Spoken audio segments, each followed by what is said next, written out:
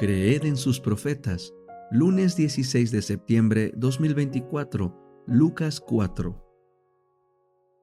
La tentación de Jesús.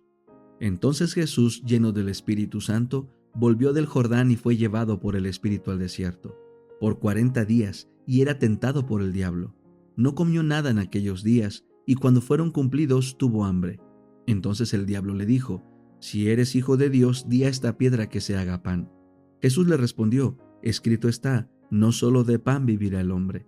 Al llevarle a una altura, le mostró todos los reinos de la tierra en un momento, y el diablo le dijo: A ti te daré toda autoridad y la gloria de ellos, porque a mí me ha sido entregada y la doy a quien yo quiero.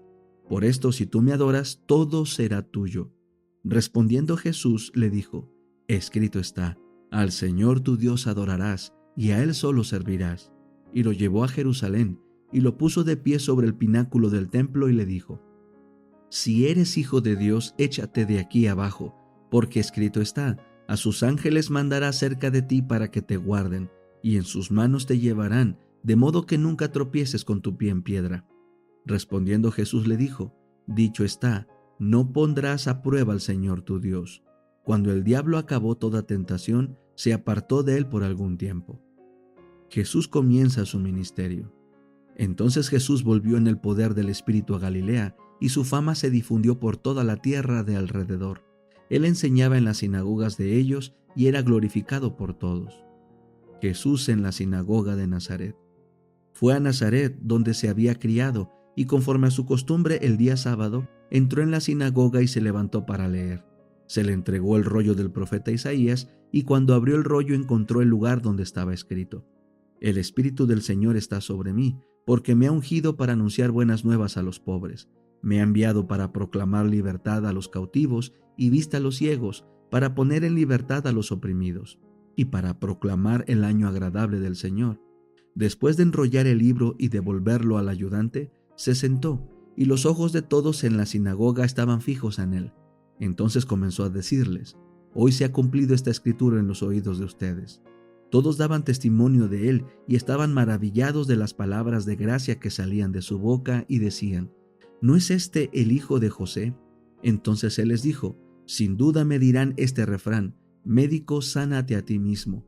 Hemos oído que sucedieron tantas cosas en Capernaum. Haz lo mismo también aquí en tu tierra. Y añadió: De cierto les digo que ningún profeta es aceptado en su tierra, pero en verdad les digo que había muchas viudas en Israel en los días de Elías, cuando el cielo fue cerrado por 3 años y 6 meses, y hubo una gran hambre en toda la tierra. Pero a ninguna de ellas fue enviado Elías, sino a una mujer viuda en Sarepta de Sidón. También había muchos leprosos en Israel en el tiempo del profeta Eliseo, pero ninguno de ellos fue sanado, sino el sirio Naamán. Al oír estas cosas, todos en la sinagoga se llenaron de ira, y se levantaron y lo echaron fuera de la ciudad. Luego lo llevaron hasta un precipicio del monte sobre el cual estaba edificada su ciudad para despeñarle. Pero él pasó por en medio de ellos y se fue. El endemoniado de Capernaum. Entonces descendió a Capernaum, ciudad de Galilea, y les enseñaba los sábados, y se asombraban de su enseñanza porque su palabra era con autoridad. Estaba en la sinagoga un hombre que tenía un espíritu de demonio inmundo, y él exclamó a gran voz: «Ah, ¿qué tienes con nosotros, Jesús de Nazaret? ¿Has venido para destruirnos? Yo sé quién eres, el Santo de Dios». Jesús le reprendió diciendo: «Cállate y sal de él». Entonces el demonio salió de él, derribándolo allí en medio de todos, pero sin hacerle ningún daño. Todos quedaron asombrados y hablaban entre sí diciendo: «¿Qué palabra es esta que con autoridad y poder manda a los espíritus inmundos y salen?». Y su fama se divulgaba por todos los lugares de la región. Jesús sana a la suegra de Pedro. Levantándose Jesús se apartó de la sinagoga y entró en casa de Simón. Y la suegra de Simón estaba postrada con una fuerte fiebre, y le rogaron por ella. Él se inclinó hacia ella y reprendió a la fiebre, y la fiebre la dejó, y enseguida ella se levantó y comenzó a servirles. Al ponerse el sol, todos los que tenían enfermos de diversas dolencias los trajeron a él, y él al poner las manos sobre cada uno de ellos los sanaba. Y también de muchos salían demonios, dando gritos y diciendo: «Tú eres el Hijo de Dios». Pero él los reprendía y no les dejaba hablar, porque ellos sabían que él era el Cristo. Jesús predica en Galilea. Siendo ya de día, salió y se fue a un lugar desierto, y las multitudes lo buscaban. Acudieron a él y lo detenían para que no se apartara de ellos. Pero él les dijo: Me es necesario anunciar el evangelio del reino de Dios a otras ciudades también, porque para esto he sido enviado. E iba predicando por las sinagogas de Galilea. El deseado de todas las gentes, capítulo 63. Tu rey viene. Los sucesos relacionados con la cabalgata triunfal iban a ser el tema de cada lengua y pondrían a Jesús en todo pensamiento. Después de su crucifixión, muchos recordarían estos sucesos en relación con su proceso y muerte. Serían inducidos a escudriñar las profecías y se convencerían de que Jesús era el Mesías, y en todos los países los conversos a la fe se multiplicarían. En esta escena de triunfo de su vida terrenal, el Salvador pudiera haber aparecido escoltado por ángeles celestiales y anunciado por la trompeta de Dios, pero una demostración tal hubiera sido contraria al propósito de su misión, contraria a la ley que había gobernado su vida. Él permaneció fiel a la humilde suerte que había aceptado. Debía llevar la carga de la humanidad hasta el momento de dar su vida por la del mundo. Este día, que parecía a los discípulos el día culminante de su propia existencia, habría sido oscurecido con nubes muy tenebrosas si ellos hubiesen sabido que esta escena de regocijo no era sino un preludio de los sufrimientos y de la muerte de su Señor. Aunque repetidas veces les había hablado de su seguro sacrificio, sin embargo, en el alegre triunfo presente, olvidaron sus tristes palabras y miraron adelante a su próspero reinado sobre el trono de David. Continuamente se unía más la gente a la procesión y con pocas excepciones todos se contagiaban del entusiasmo de la hora para acrecentar los hosanas que repercutían de colina en colina y de valle en valle. El clamor subía continuamente: «Hosana al Hijo de David, bendito el que viene en el nombre del Señor, hosana en las alturas». Nunca antes había visto el mundo tal escena de triunfo. No se parecía en nada a la de los famosos conquistadores de la tierra. Ningún séquito de afligidos cautivos la caracterizaba como trofeo del valor real. Pero alrededor del Salvador estaban los gloriosos trofeos de sus obras de amor por los pecadores. Los cautivos que él había rescatado del poder de Satanás alababan a Dios por su liberación. Los ciegos a quienes había restaurado la vista abrían la marcha. Los mudos cuya lengua él había desatado voceaban las más sonoras alabanzas. Los cojos a quienes había sanado saltaban de gozo y eran los más activos en arrancar palmas para hacerlas ondear delante del Salvador.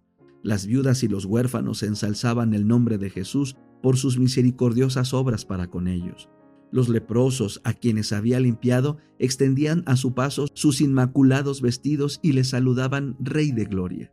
Aquellos a quienes su voz había despertado del sueño de la muerte estaban en la multitud. Lázaro, cuyo cuerpo se había corrompido en el sepulcro, pero que ahora se gozaba en la fuerza de una gloriosa virilidad, guiaba a la bestia en la cual cabalgaba el Salvador.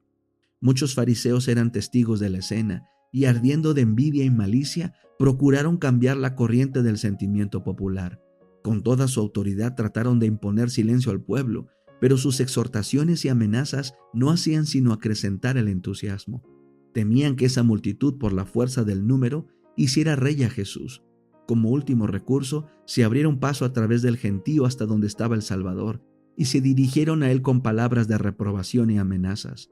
«Maestro, reprende a tus discípulos». Declararon que tan ruidosa demostración era contraria a la ley y que no sería permitida por las autoridades, pero fueron reducidos al silencio por la respuesta de Jesús. «Os digo que si estos callaren, las piedras clamarán». Tal escena de triunfo estaba determinada por Dios mismo. Había sido predicha por el profeta y el hombre era incapaz de desviar el propósito de Dios. Si los hombres no hubiesen cumplido el plan de Dios, Él habría dado voz a las piedras inanimadas y ellas habrían saludado a su Hijo con aclamaciones de alabanza. Cuando los fariseos, reducidos al silencio, se apartaron, miles de voces repitieron las palabras de Zacarías. «Alégrate mucho, hija de Sión, da voces de júbilo, hija de Jerusalén. He aquí tu rey vendrá a ti, justo y salvador, humilde y cabalgando sobre un asno, así sobre un pollino hijo de asna». Cuando la procesión llegó a la cresta de la colina y estaba por descender a la ciudad, Jesús se detuvo y con él toda la multitud. Delante de él yacía Jerusalén en su gloria, bañada por la luz del sol poniente. El templo atraía todas las miradas. Al destacarse entre todo con majestuosa grandeza, parecía señalar hacia el cielo como si indicara al pueblo quién era el único Dios verdadero y viviente. El templo había sido durante mucho tiempo el orgullo y la gloria de la nación judía. Los romanos también se enorgullecían de su magnificencia. Un rey nombrado por los romanos había unido sus esfuerzos a los de los judíos para reedificarlo y embellecerlo, y el emperador de Roma lo había enriquecido con sus dones. Su solidez, riqueza y magnificencia lo habían convertido en una de las maravillas del mundo. Mientras el sol poniente tenía de oro los cielos, iluminaba gloriosa y esplendentemente los mármoles de blancura inmaculada de las paredes del templo y hacía fulgurar los dorados capiteles de sus columnas. Desde la colina en que andaban Jesús y sus seguidores, el templo ofrecía la apariencia de una maciza estructura de nieve con pináculos de oro. A la entrada había una vid de oro y plata, con hojas verdes y macizos racimos de uvas, ejecutada por los más hábiles artífices. Esta estructura representaba a Israel como una próspera vid. El oro, la plata y el verde vivo estaban combinados con raro gusto y exquisita hechura. Al enroscarse graciosamente alrededor de las blancas y refulgentes columnas, adhiriéndose con brillantes arcillos a sus dorados ornamentos, capturaba el esplendor del sol poniente y refulgía como con gloria prestada por el cielo.